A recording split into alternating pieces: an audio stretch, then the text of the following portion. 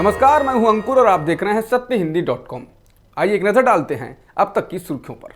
पूर्व आईएएस शाह फैसल, पीर मंसूर और सरताज मदनी से बुधवार को पीएसए यानी जन सुरक्षा कानून हटा दिया गया है। अब उनको जल्द ही रिहा कर दिया जाएगा। इसके बाद जम्मू कश्मीर के पूर्व मुख्यमंत्री उमर अब्दुल्ला ने कहा कि शाह फैसल, पीर मंसूर और सरताज मदनी को पीएसए हिरासत से रिहा किए जाने पर खुश हूं, लेकिन महबूबा मुफ्ती, सागर एसबी और हिलाल लोन को अभी भी हिरासत में रखना निराशाजनक है। अब बहुत समय हो गया है, इन सभी को भी रिहा कर देना चाहिए। गुजरात के मोरबी जिले के एक प्राथमिक स्कूल के सहायक शिक्षक को फेसबुक पोस्ट में प्रधानमंत्री नरेंद्र मोदी और केंद्र सरकार के खिलाफ कथित तौर पर आपत्तिजनक पोस्ट करने के कारण निलंबित कर दिया गया है। इंडियन एक्सप्रेस के अनुसार ये मामला मोरबी जिले के हलवाद तालुक स्थित नवा धुबना का है।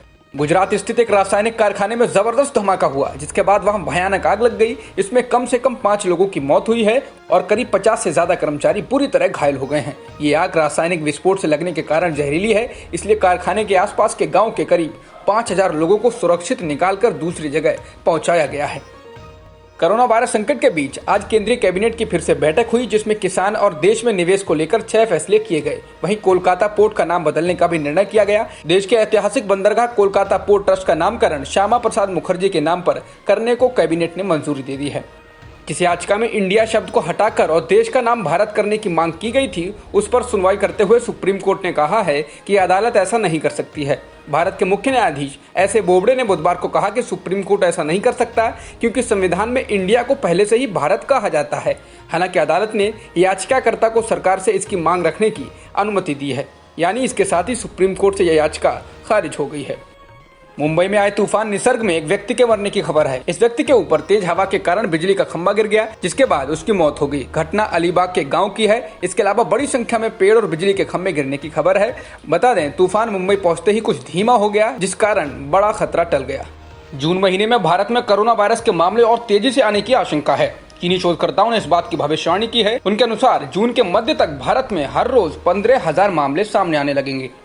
तमिलनाडु में कोरोना के मामले लगातार बढ़ते जा रहे हैं। राज्य में कुल संक्रमितों की संख्या 25,872 हो गई है और मरने वालों का आंकड़ा 208 हो गया है, जिनमें से 1286 मामले आज दर्ज किए गए हैं और 11 लोगों की जान गई। इसके अलावा कर्नाटक में भी 267 नए मामले सामने आए, जिसके बाद कुल मामले 4000 को पार कर चुके हैं। केरल में एक दिन में 82 नए मामले सामने आए, जिनमें से 53 लोग विदेश से आए हैं और 19 दूसरे राज्यों से हैं। इसके बाद राज्य में कुल संक्रमितों की संख्या 1494 हो गई है। फिलहाल 632 सक्रिय मामले हैं।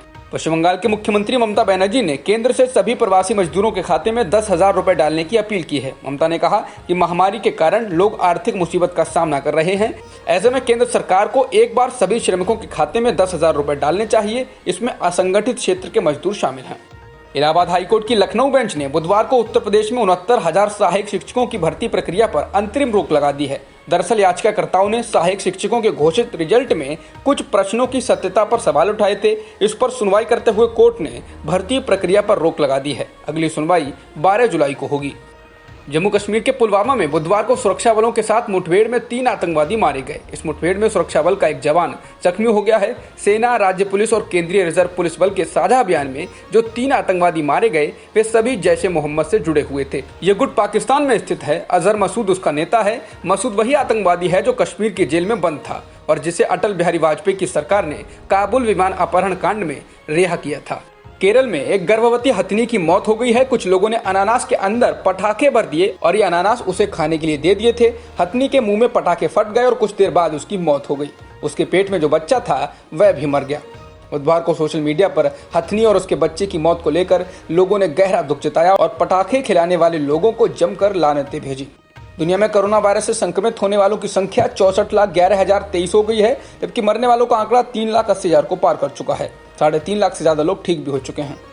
दुनिया में कोरोना से सबसे ज्यादा प्रभावित देश अमेरिका है। यहाँ बीते 24 घंटों में 1081 लोगों की कोरोना के कारण मौत हुई है, जिसके बाद मरने वालों का कुल आंकड़ा 1,06,181 हो गया है, जबकि संक्रमितों की संख्या 18,31,821 है। अब तक की खबरों में इतना ही। बाकी खबरों के लिए बने रहिए सत्यहिंदी.com के साथ।